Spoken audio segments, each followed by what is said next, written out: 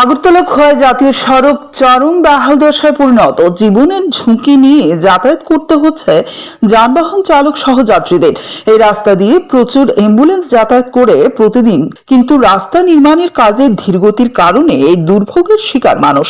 এ বিষয়ে রামচন্দ্রঘাটের বিধায়ক রঞ্জিত দেববর্মা বলেন, তিনি এই রাস্তার কাজ দ্রুত সম্পন্ন করার জন্য একাধিকবার আওয়াজ তুলেছেন এবং রাস্তার বর্তমান পরিস্থিতি নিয়ে ক্ষোভ প্রকাশ করেন এবং বলেন, আগামীকাল বিধানসভার এক দিবসীয় অধিবেশনের প্রথম আওয়ারে আগরতলা খোয়াই জাতীয় সড়কের বেহাল দশার বিষয়টি উত্থাপন করবেন।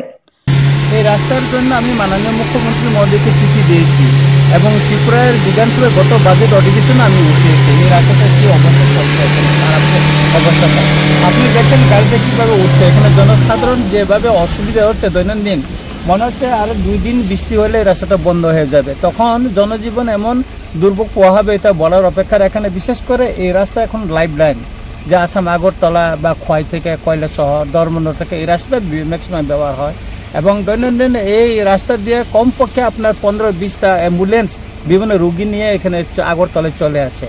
যদি রাস্তাগুলি এত জানানোর পরে যদি ঠিক না হয়, তাহলে আমাদের দুর্ভাগ্যের বিষয়।